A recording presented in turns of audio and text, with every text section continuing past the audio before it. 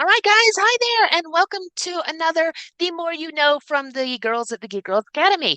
I'm Janice Brown, and I'm here today with my fabulous co-host, CJ and I. Hello, CJ. Hello, nice to be here. It is. I love checking in with everybody once a week. And along those lines, people, we don't get nearly enough comments. We would be happy to hear your comments, even if you're just telling CJ that her curls are fabulous. We do like we love the interaction. It makes it more of a conversation, Yeah. and it's also a great way to ask us questions that you might want to see pop up in another The More You Know. Remember that our The More You Knows are focused on publishing and writing and everything in that sphere. We can do marketing. We can do all sorts of things. If you ask us other things, we will make crap up because it's funnier that way. So today we are going to talk about point of view. This is a problem I've seen come across in several manuscripts that I've been working on lately, where the writers have had a very difficult time seeming to choose what point of view they want to be in, and then bouncing around between points of view, thinking that it is edgy. It is not edgy. Let's just get that out of the way. So, CJ, what does point of view mean? What are we talking about when we say we're going to talk about point of view? The point of view with which we as a reader are experiencing the story. So, usually, hopefully, especially if it's in first person, we are experiencing it from the protagonist or the two main love interests within a romance.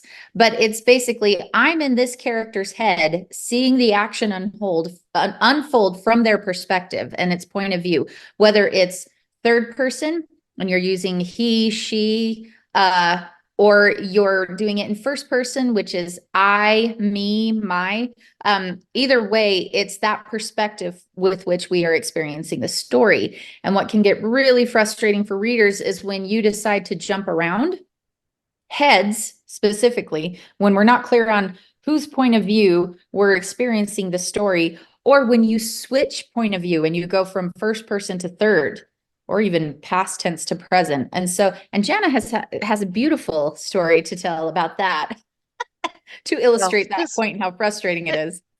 yeah, this one's driving me a little bit nuts, and of course, I'm not going to name names or anything else because that would be really, really rude, and I don't do that. But I am working on a piece where we start out in um, third person past tense. So again, third person is like a camera riding around on somebody's shoulder, and it would be Dave does this, Dave does that. That's the past tense. Well, Dave does this is present tense. Dave did this is the past tense. Okay, and you can go either way, past and present. Again, doesn't matter as long as you are consistent.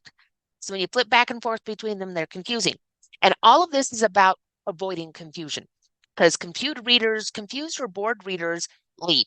They put your book down and they're going to go read something else that's easier, where they don't get out of this thrown out of the story.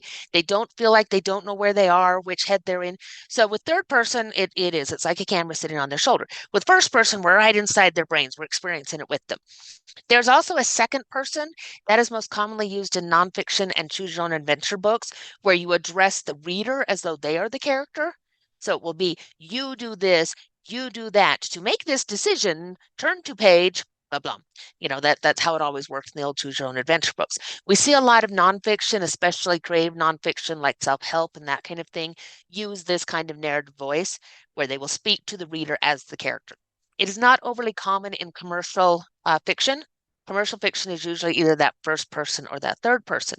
And in the case that I'm working on right now, we start in third person, but even in third person, we're not staying in one person's head. So it just kind of drifts along. And first of all, we're in this person's point of view, and then this person gets introduced. So we have some stuff from their point of view. And then the thug that's next to them has some thoughts. And so we get their point of view.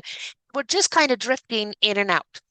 And then when the real chapter starts, the protagonist steps up and that's in third person past. Now we're in first person present. And everything that is told from the protagonist's point of view for the next six chapters is first person present. So it's this very jarring third person fuzzy in past tense to first person present tense.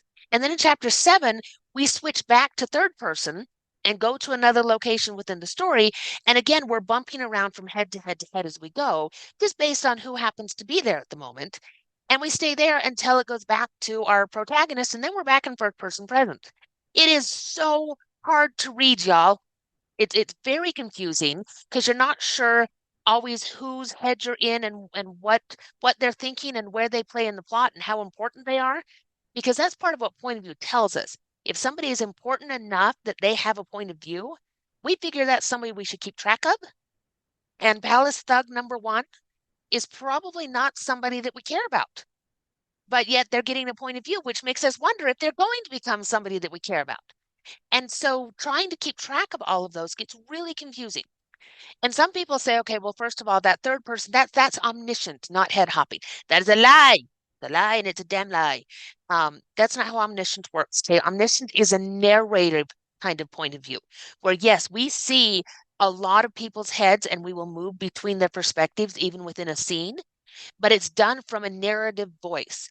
If you want to do that, you need to read things like Jane Austen. Lord of the Rings does it sometimes. He actually doesn't do it all the time, which is kind of interesting. Uh, Lemony Snicket's very good at it.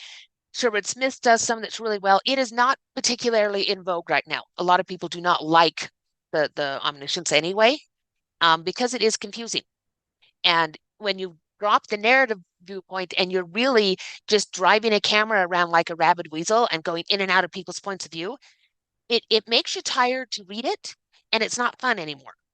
And I stopped reading because I'm like, I am so tired trying to figure out whose head I'm supposed to be in and who I'm supposed to care about. Not to mention the big harsh breaks between first person present and third person past. So when you do this, people do it because they'll say, well, so and so, and there's always a so and so. There's always a so and so who did it and it worked. Okay. But the percentages of the times that these weird things that are way outside of the guidelines work are tiny. Most of the time, when you try to do this thing because you go, well, such and such famous person did it, they were able to do it because they have driven inside of the lines for so long that they know exactly how to come out of it without confusing their readers. And they're bringing readers along with them who already trust them as a narrative voice and say, I'm willing to try this experiment with you and I might like it.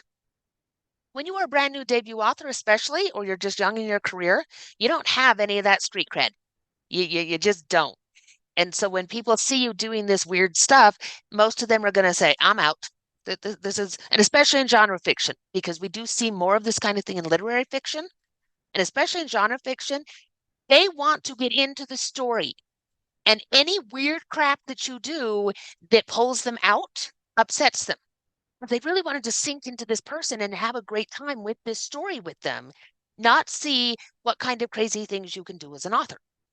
Okay. So we really, really want you to focus on saying, this is the right point of view for my story, and I'm going to stick with it. And if it means that I have to struggle sometimes, I'm going to get more clever, not I'm going to start jumping around points of view because I can't think of a good way to give the information otherwise. If you have questions about point of view, drop it in the comments and we are happy to help you. And do realize that there are some genres that lean more towards one point of view or the other. You do not have to write in that preferred point of view, but you need to understand why it's there. So just a real quick, for example, urban fantasy is very, very often written in first person point of view because they want to be really close to the protagonist of those stories. They really want to experience it. You can also do a great job in third person, but you have to understand what they love about first person and mimic that in your third person. So a really tight third person mimics a lot of the same things that a first person does. So if you say my style and the way that I hear the voices in my head, all the different ways that we write, doesn't work so well for this point of view or that point of view, even though it's popular, that's okay. But you need to decide, why do they like this? What can I give the audience by using my style? And then you need to be consistent about it. And don't just break the rules because you can't think of a way to do it or because, hey, audiences kind of like this and I'm no good at it, so I just threw a dart in the dark. Practice. You can get this together. But know that it's really important to, again, be consistent, let your audience go into that depth and experience that story, and don't give them any chance to come back up until they come to the end when they say, give me another one. And then they pay you for book two. Makes us very happy. Which is my last point. Don't do it in a series either. Do not have book one be first person point of view, one person, and have book two in a linear series where they're all connected be now it's third person dual points of view. Don't do it. It will confuse your readers. Please, please, please do not do things that you think are clever that are just going to confuse your readers. Your readers are very smart, but they do want that sense of consistency because it helps them to trust you as an author. Right. Anything else you'd like to add? Nope. Nah, you got it. Nailed it. Fantastic. Welcome to my lovely rant today. Get those pencils out and get writing, and we'll see you next time on The More You Know. Bye bye now. Bye, guys.